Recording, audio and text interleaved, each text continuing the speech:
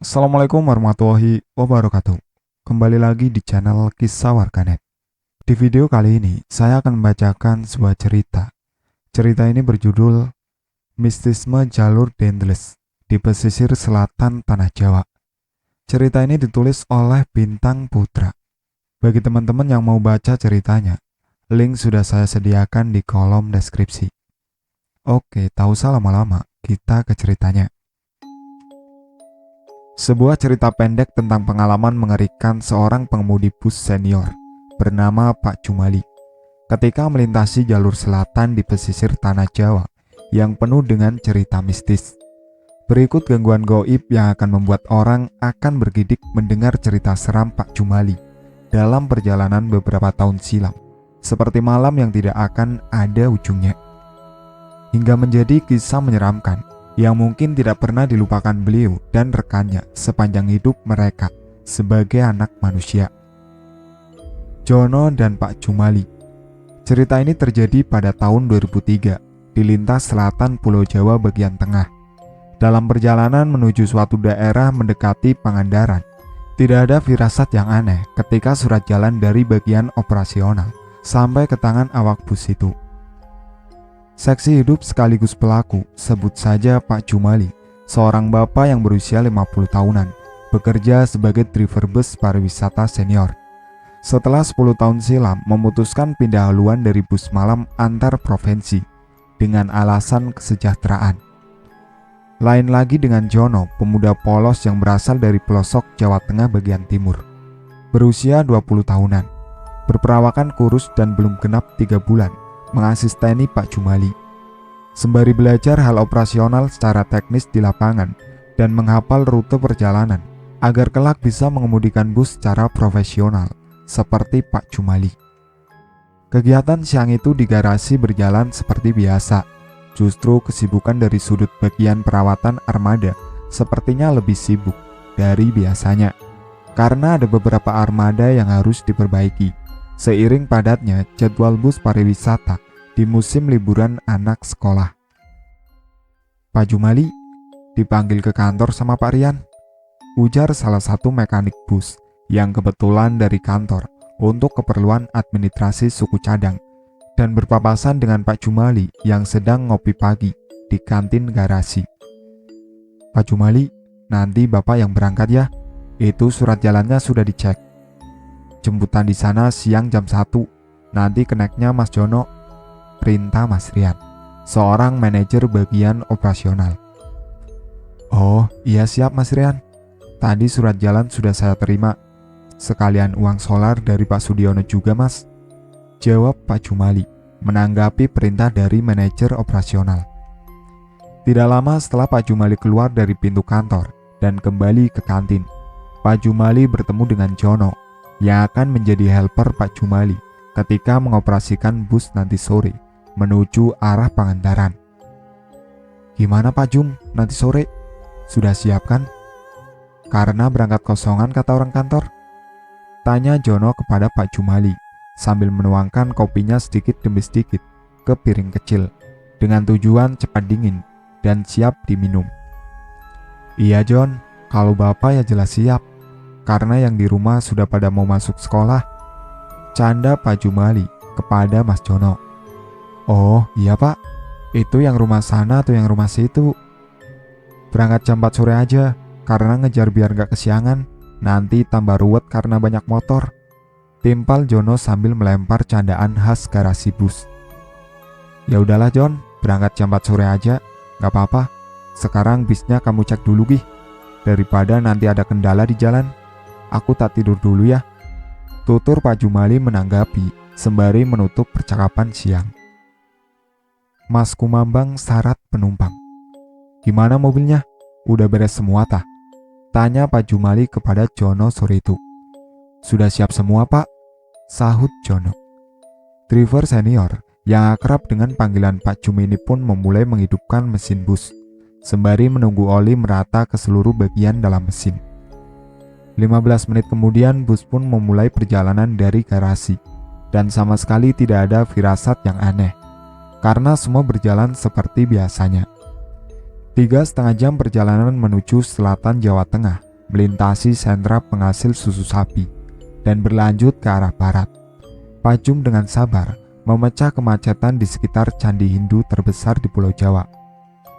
Tidak jauh dari situ, Pajum memutuskan berhenti sebentar, menyempatkan untuk sholat maghrib. "Berhenti sholat dulu ya John, lagian gak baik buat mata kalau nyetir maghrib-maghrib," saran Pajum sambil memarkirkan bus di pelataran masjid. "Kalau itu faktor U pak, saai si bapak, kirain rabun senjai pak. Ya wis, aku beli air mineral dulu ya pak," saut Jono membuka pintu, turun dari bus memberi aba-aba parkir Pajum. "Iya sana, gak sekalian sholat ah?" tanya Pajum sambil bercanda. "Iya pak, nanti tak jamak aja gitu," jawab Jono sambil bercanda. Bus melanjutkan perjalanan dan hari mulai gelap, memasuki jalur selatan Jawa, menuju ke arah Pantai Glagah, pantai yang terkenal dengan penambangan pasir besi di barat Yogyakarta. Jalanan sudah mulai sepi dari keramaian penduduk. Pak Jumali sudah beberapa kali menguap, menandakan beliau sudah mulai perlu istirahat sejenak dari bangku kemudi. Tidak lama setelah melewati jembatan besar memasuki kawasan hutan, hawa dingin karena AC di dalam bus sudah mulai aneh. Sekaligus tercium wangi bunga melati yang perlahan menyeruak.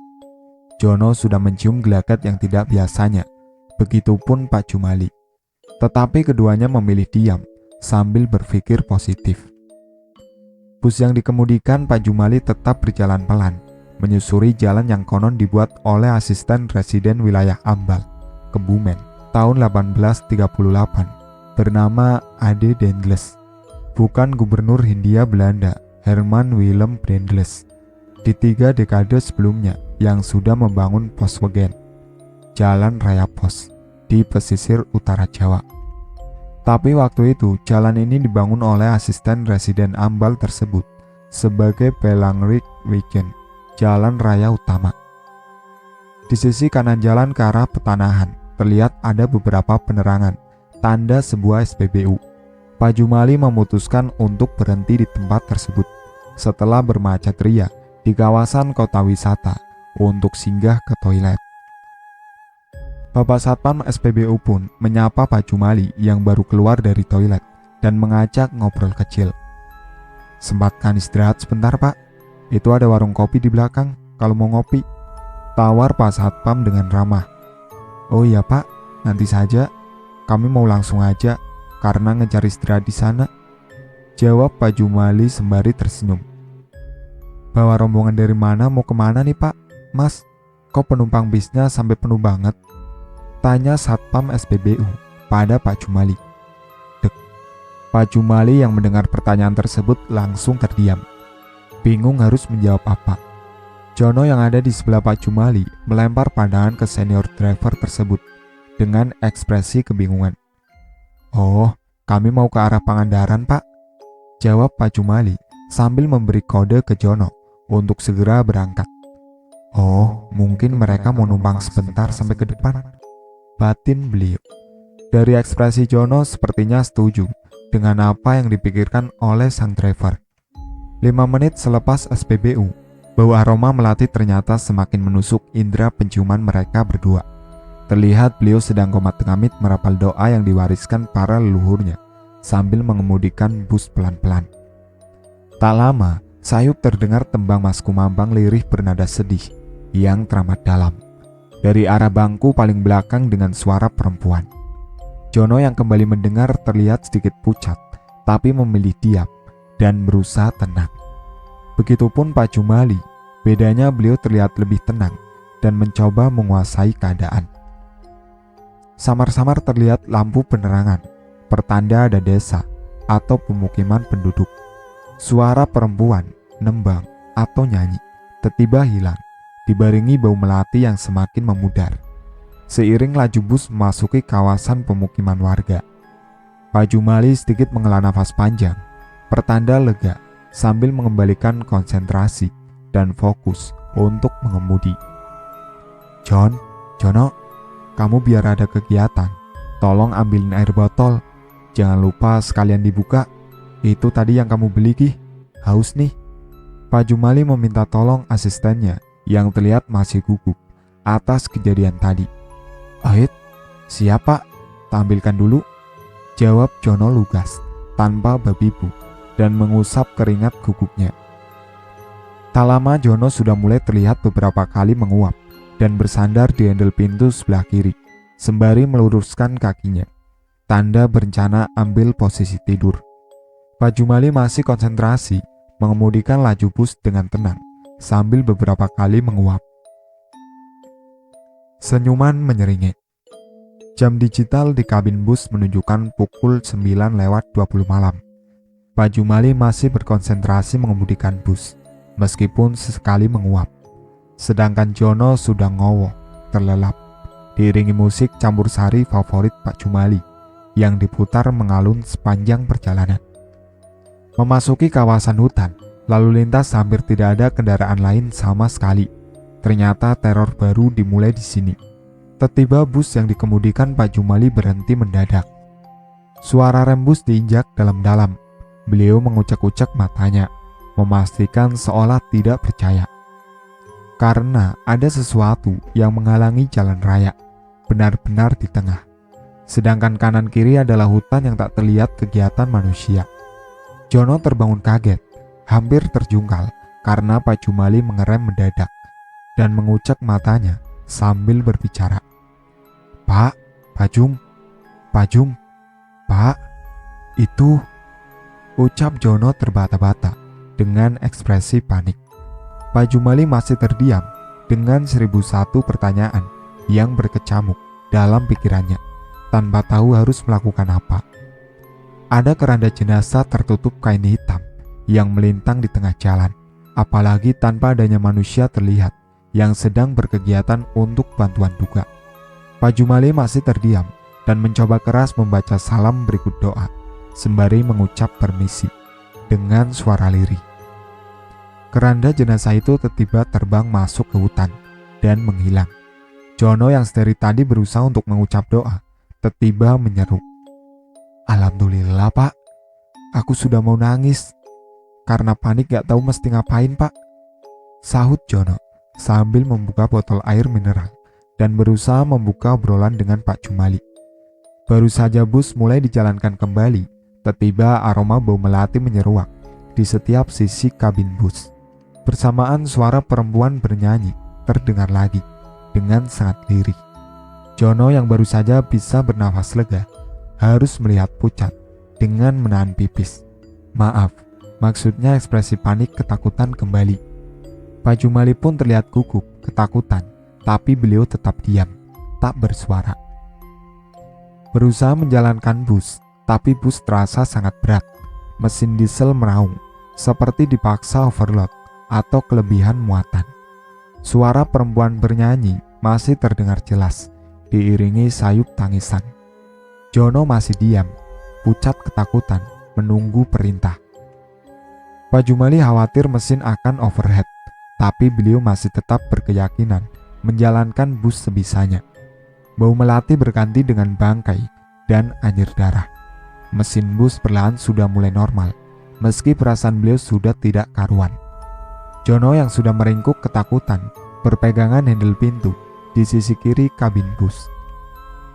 Bau anyir darah dan bangkai semakin tajam. "John, tadi bawa semprotan pewangi kabin gak, Le? Coba kamu ambil sana, terus disemprot," perintah Pak Jumali kepada Jono yang berusaha mengalihkan ketakutan Jono. Jono pun menjawab terpatah-patah sebisanya, Enggak bawa Pak." Pak Jumali mengangguk mengiyakan jawaban Jono yang sudah meringkuk ketakutan. Jono sesaat setelah meninggalkan SPBU sudah menutup cermin yang berguna untuk mengawasi penumpang, semacam spion tengah di mobil. Tidak dengan Pak Jumali yang tidak memiliki keberanian untuk menilik cermin di atasnya, meski beliau merasa pandangan beliau selalu diarahkan menuju cermin tersebut. Pak Jumali masih berusaha tenang dan tetap fokus mengemudi. Tiba-tiba beliau mengarahkan pandangan ke sisi kiri jalan sambil menyalakan lampu jauh dibarengi klakson, karena ada sesuatu yang menarik pandangan beliau ke sisi jalan raya itu. Dan benar saja, ada pocong sedang berdiri di tengah lajur sisi kiri jalan, yang kemudian terbang seiring sorot lampu bus mendekat. Jono yang sudah melihat semakin ketakutan, kemudian berusaha mengalihkan pandangannya. Begitupun Pak Jumali, terlihat dari keringat dingin dan ekspresi beliau. Meski kali ini beliau mengemudikan bus pariwisata AC terbaik. Sunyi dan hening, suasana semakin mencekam. Gangguan dari alam yang berbeda semakin kuat energinya. Bau anyir darah beserta bangkai masih memenuhi setiap sisi kabin bus. Suara perempuan nyanyi masih terdengar dan bahkan lebih keras daripada sebelumnya. Kali ini Pak Jumali berusaha memberanikan diri untuk melihat cermin di atasnya, karena ada sesuatu yang menarik pandangannya ke arah cermin tersebut. Astagfirullah, teriak beliau seraya mengurangi kecepatan bus. Beliau melihat kursi penumpang yang tadinya kosong sekarang padat akan pocong bermata merah menyala, seolah mengarahkan pandangan ke Pak Jumali. Dan perempuan berbaju putih, berambut panjang terurai sampai menyentuh lantai kabin penumpang. Dengan lingkaran mata yang menghitam sembari menyeringai, memperlihatkan wajah yang rusak, tulang pipi terekspos penuh belatung, beserta gigi rusak menghitam dalam sepersekian detik ke Pak Jumali. Pemandangan yang hanya dalam sepersekian detik tapi tidak akan Pak Jumali lupakan sepanjang hidup beliau. Perempuan itu duduk di bangku pertama yang pas posisinya ada di belakang Jono. Pemuda itu hanya meringkuk pucat ketakutan, kemudian mengintip apa yang dilakukan Pak Jumali. Setelah mendengar beliau berteriak, tiba-tiba bus seperti menabrak sesuatu dan beliau memutuskan berhenti. Pak Jumali memandang kepada Jono seperti memberi tanda kepadanya untuk keluar dan mengecek apa yang terjadi pada badan bus. Tapi Jono masih terdiam membisu, berpura-pura tidak mendengar dan mengindahkan perintah drivernya. Sorot lampu truk engkel. Pak Jumali selaku road captain mau tidak mau harus turun duluan, kemudian disusul Jono yang membawa senter untuk memastikan bahwa badan bus dalam kondisi masih mulus dan utuh. Seharusnya ini salah satu job desk asisten driver, sekaligus membersihkan kabin. Mungkin ini adalah keputusan yang paling disesali sepanjang hidup Pak Jumali dan Jono. Mereka berdua pun mengintari badan bus setiap jengkal, tanpa mematikan mesin bus. Tak disangka, tidak ada apapun yang terjadi. Badan bus juga masih utuh, 100%, seperti berangkat. Mereka terheran-heran kalau benda dengan suara keras itu mengenai bodi bus akan lebih dari sekedar lecet atau penyok. Mereka masih berusaha meredam rasa takut. Di depan bus, mereka berusaha diskusi. Gimana ini Pak? Diteruskan atau tidak? Aku bener-bener udah gak punya nyali lagi, sampai gak ada sisanya. Tanya Jono kepada Pak Jumali. Kita mesti tetap konsisten jalan, apapun resikonya selama bus masih bisa jalan, karena ini tanggung jawab sebuah pekerjaan leh. Jawab beliau kepada Jono, seraya menenangkan suasana, meski dalam hati beliau sudah ciut juga nyalinya. Suasana di tengah hutan masih sunyi mencekam, seolah tidak ada kehidupan sama sekali. Hanya suara mesin bis yang menemani. Pak Jumali dan Jono yang masih ada di depan bus, tiba dari arah berlawanan. Ada sorot lampu dari sebuah truk yang berjalan pelan. Alhamdulillah wa syukurillah, ada temannya, batin Pak Jumali. Ayo John, buruan berangkat, teriak beliau kepada Jono. Ternyata truk berjalan pelan mendekati Pak Jumali dan Jono yang masih berdiri di luar bus. Mereka berdua tiba kaku, tidak bisa bergerak, tidak bisa mengeluarkan suara. Truk itu berjalan sangat pelan hingga kemudian berhenti di depan mereka berdua dari sisi jalan yang berlawanan. Ternyata truk itu dikemudikan oleh perempuan berambut panjang terurai yang Pak Jumali lihat di cermin dalam bus tadi. Dengan wajah rusak mengerikan, lingkaran mata yang menghitam, lalu tersenyum menyeringai seolah mengancam. Jono dan Pak Jumali masih kaku, tidak bisa menggerakkan anggota tubuhnya sama sekali. Belum cukup di situ, di bak truk tersebut penuh dengan sekumpulan pocong yang turun dari truk dengan cara melompat, kemudian terbang. Pak Jumali membaca doa dari dalam hati sebisanya, begitupun dengan Jono, sampai akhirnya mereka bisa menggerakkan anggota tubuhnya dan berlari ke dalam bus. Jono yang pucat pasi langsung mengunci pintu bus, dibarengi Pak Jumali menginjakan gas dan memasukkan persneling sekenanya, berharap secepat kilat bisa meninggalkan tempat itu. Bus akhirnya melaju dan menghiraukan penampakan apapun yang terjadi di dalam kabin. Sampai ada sebuah truk dari arah belakang berusaha mendahului bus Pak Jumali dan Jono dengan memberikan tanda lampu jauh beberapa kali. Tapi Pak Jumali yang sudah ciut nyalinya sudah merasa akan melewati peristiwa yang ada di luar nalar lagi. Benar saja, truk itu akhirnya mendahului bis Pak Jumali. Tiba-tiba Jono berteriak, "Jancuk, ini truk yang tadi." Truk yang mendahului bis mereka adalah truk yang sama, tetapi dikemudikan oleh pocong yang memuat sekumpulan pocong beserta perempuan tadi di bak belakang. Setelah truk itu mendahului Pak Jumali, perempuan tersebut tertawa ngeri, membuat bergidik siapapun yang mendengarnya. Dia tertawa dan terbang ke arah hutan, sedangkan truknya terus melaju. Pak Jumali masih berusaha menghiraukan dengan membaca doa sebisanya, asal bukan doa berbuka puasa, dan berusaha tetap tenang di tengah keringat dingin, kehabisan nyali.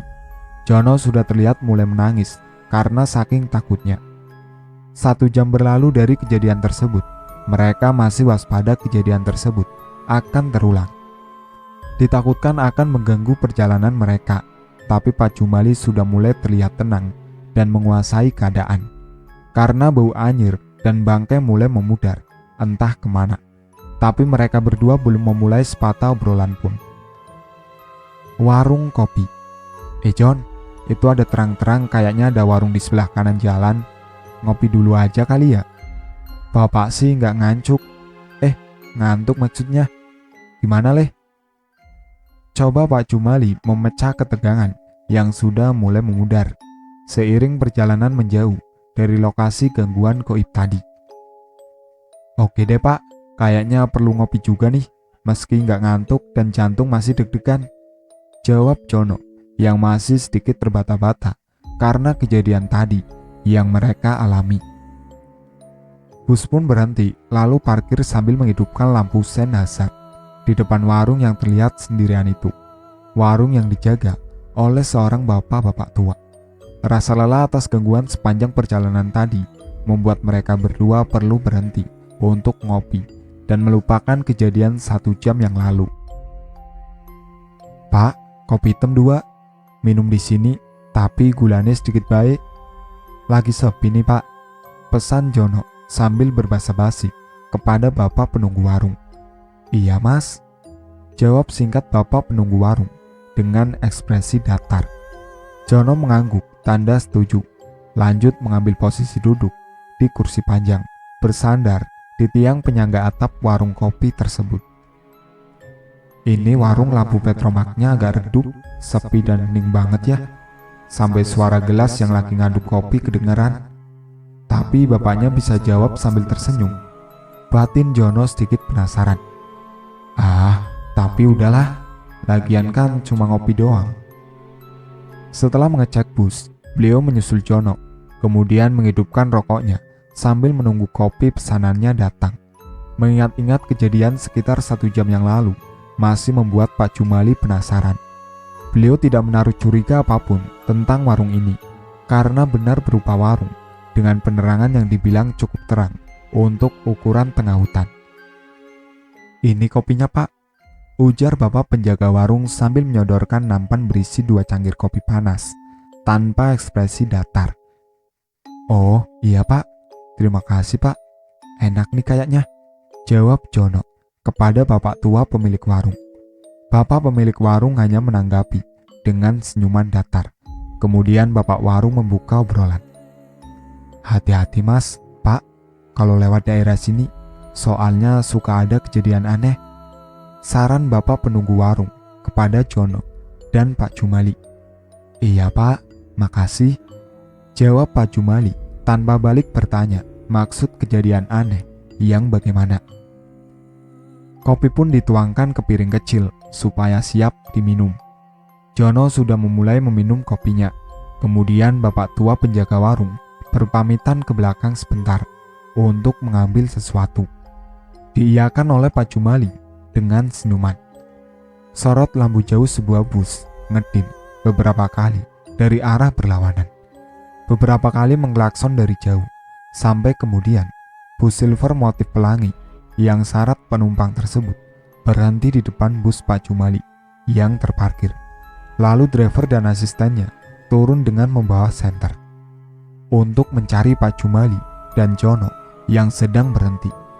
Barangkali membutuhkan bantuan terkait engine trouble atau kendala teknis lainnya. Akhirnya mereka berjumpa dengan Pak Jumali dan Jono setelah dicari agak masuk setelah semak-semak menggunakan senter. "Mobilnya trouble kenapa, Pak? Barangkali ada yang bisa tak bantui?" tanya driver bus yang baru datang bersama asistennya. Pak Jumali dan Jono yang merasa minum kopi juga terheran-heran harus menjawab apa, karena sudah jelas sedang minum kopi. Akhirnya driver bus yang baru datang menepuk pundak Pak Jumali dan berinisiatif menarik tangan beliau untuk diajak mendekat ke bus di jalan raya. Seketika Pak Jumali tidak bisa berkata apa-apa, bingung dengan apa yang terjadi 20 menit yang lalu. Begitupun Jono, tiba-tiba gugup dan tidak bisa mengatakan apapun, sampai hampir pingsan. Driver bus yang baru datang memberikan air mineral botol untuk menenangkan mereka, dibantu beberapa penumpang pria yang turun dari bus.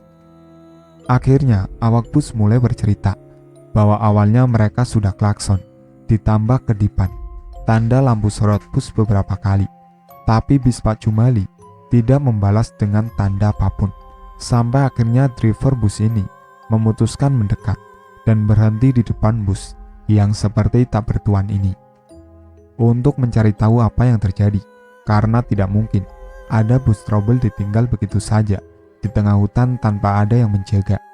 Setelah dicari, mereka menemukan Pak Jumali dan Jono sedang duduk di batang pohon yang sudah tumbang di balik semak-semak tanpa penerangan apapun, tidak jauh dari jalan raya di mana bus mereka terparkir. Itulah akhir cerita dari mistisme jalur Dendels di pesisir selatan Tanah Jawa. Sekian dari saya. Wassalamualaikum warahmatullahi wabarakatuh.